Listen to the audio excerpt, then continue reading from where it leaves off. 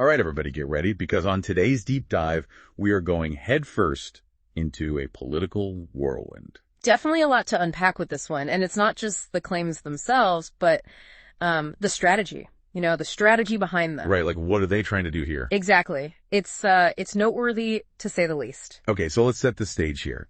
This all went down at that Fox News town hall with former President Trump, and CNN's fact checkers, well, they had their hands full. They were busy. So this was October 16th, and one thing that stuck out that was specifically targeted towards women. Interesting. Which is interesting because if you look at the polls, he seems to be struggling a bit with that demographic. Yeah, no, you're exactly right. And, this town hall, it's not unreasonable to see it as a way to try to, win back some of those voters.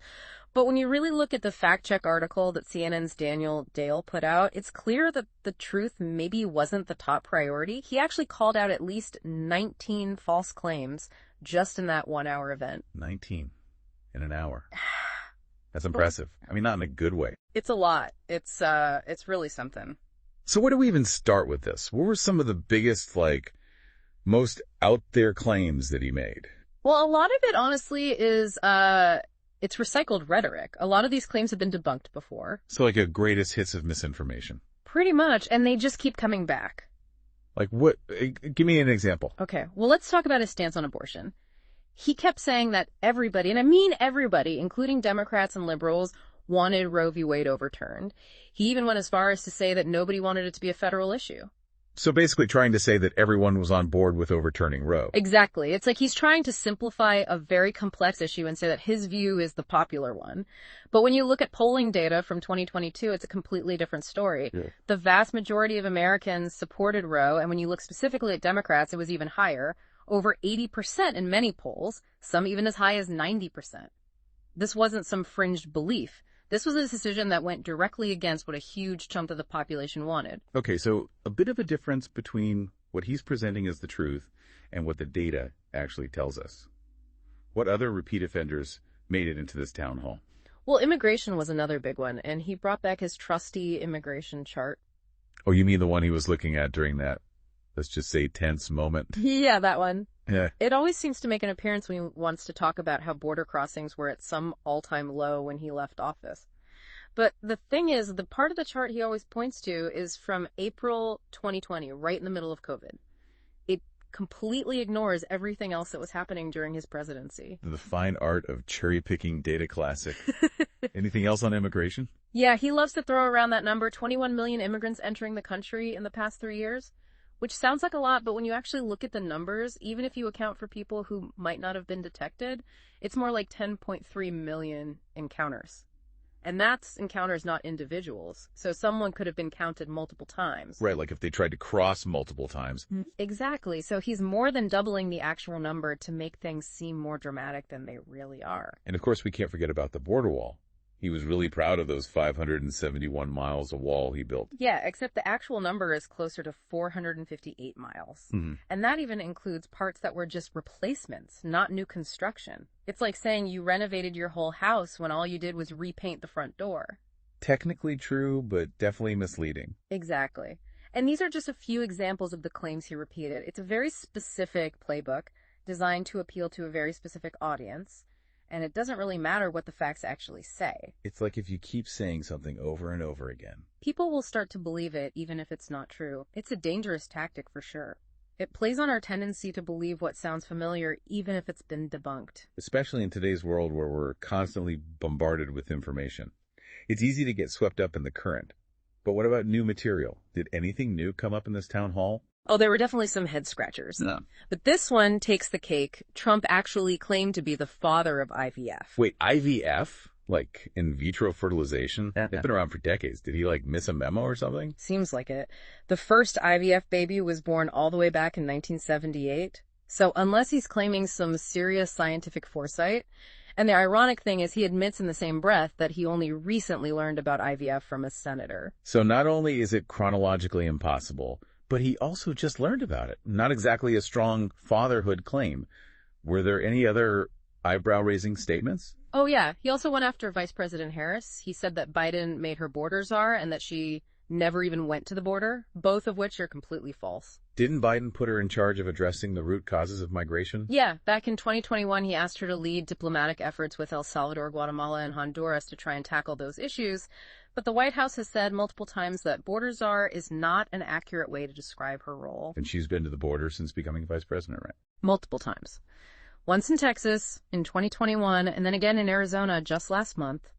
So that claim that she's never been there is simply not true. It's just meant to fit a certain narrative without any regard for the facts. So another instance of presenting something that's been debunked as if it were true.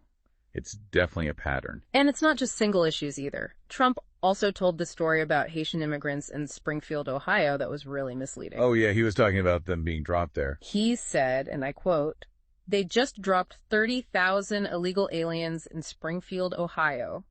3 inaccuracies in one sentence." Okay, break that down. First of all, many of the Haitian immigrants in Springfield are actually there legally under humanitarian programs, and they can apply for temporary protected status. Second, the idea that they were just dropped there isn't true. They chose to settle in Springfield because of job opportunities, affordable housing, and because there was already a Haitian community there. So not some government relocation program like he implied. Not at all. And lastly, that 30,000 number. A huge exaggeration. Local estimates put the Haitian population in that county at about 10,000 to 15,000. Yeah. And the total population of the county is around 138,000. So he's twisting the facts about their legal status, how they got there, and even their numbers, all to push a specific agenda. It's really incredible. And that's what's so concerning about this pattern of misinformation. It's one thing to make a mistake, but these repeated inaccuracies, especially when they're said with such confidence, can really impact how people see and understand these complex issues. Especially for people who don't have the time or resources to fact-check everything they hear. They might just take these statements at face value. Exactly. And that's the danger here. When misinformation spreads unchecked, it erodes trust in reliable sources and makes it almost impossible to have productive conversations about important issues. Yeah, it's like trying to build a house on a foundation of sand. Yeah. It's just going to collapse eventually. It's definitely a shaky foundation. And speaking of shaky foundations, we haven't even gotten to his comments on the economy. Oh, right. The economy. He just couldn't resist bringing up that claim about making the largest tax cuts in the history of our country. Which, by the way, has been debunked by experts multiple times. Let me guess.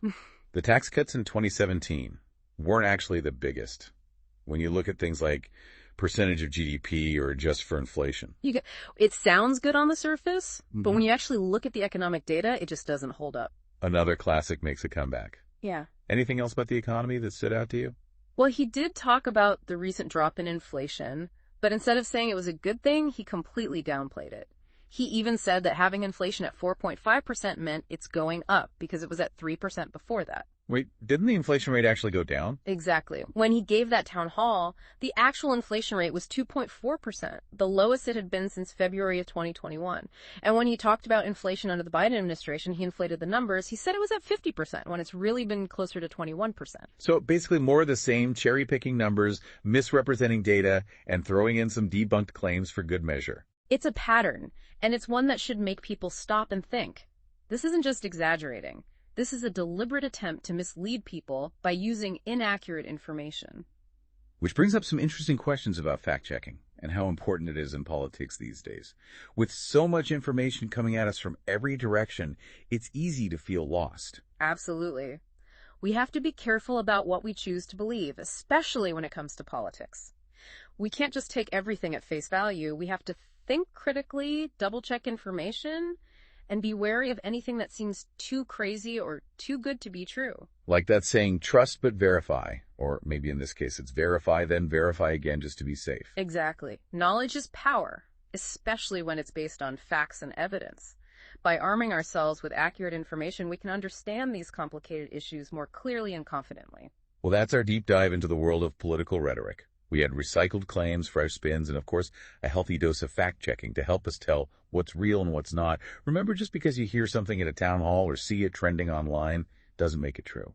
And on that note, here's something to think about. If a claim is constantly being proven wrong, at what point does it become more than just a mistake? Something to ponder until our next deep dive.